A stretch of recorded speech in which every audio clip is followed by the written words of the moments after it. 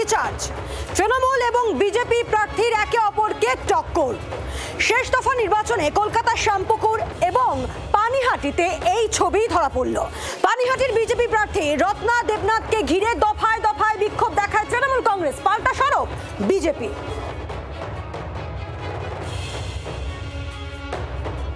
রাজ্যে প্রথম দফা নির্বাচন মোটামুটি শান্তিপূর্ণ থাকলেও দ্বিতীয় দফায় বিক্ষিপ্ত অশান্তির ঘটনা ঘটল।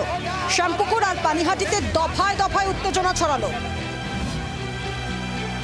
বুধবার সকাল থেকেই দুই ফুলের লড়াইয়ের সাক্ষী থাকলো শ্যামপুকুর। বিজেপি প্রার্থীর বিরুদ্ধে বুথের সামনে ভাঙচুরের অভিযোগ করে তৃণমূল।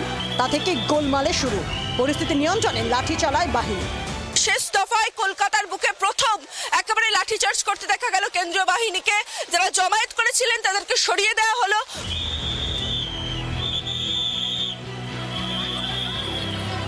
তৃণমূল গুন্ডারা এসে আমার রাস্তা আটকায়, আমাকে যা তা বলছে, গালাগালি করছে, আমার নামাবলি নিয়ে টানাটানি করেছে, কিন্তু মানুষ পরিবর্তন করে দিয়েছেন। ওরা তো জানে হারবে, ফলে যেখানে যা পারে একটু খুচরো খাজিরা অশান্তি করা, প্রভোকেশন দেওয়া, নাটক করা। একেবারে অলি গলি ঘুরে দেখছেন কেন্দ্রীয় বাহিনী।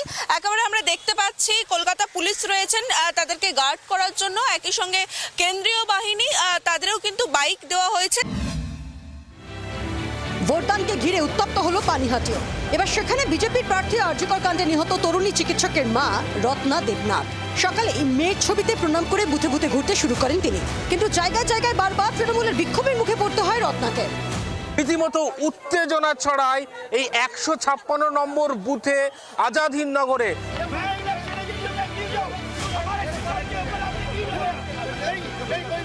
আপনারা ভেতর থেকেই বলছেন বিজেপির যে সিম্বলটা সেটার উপরে কালি লেপানো ছিল। সাত সকালে এই পানিহাটির ঘোলায় বুথের 100 মিটারের মধ্যে ঢুকে পড়েন তৃণমূলের এক এজেন্ট। বাহিনী তাকে বের করে দিলেও বুথের সামনে ঘোরাফেরা করতে থাকে। বিজেপি প্রার্থী রত্না দেবনাথের অনুরোধেও বুথের সামনে থেকে তিনি সরেন।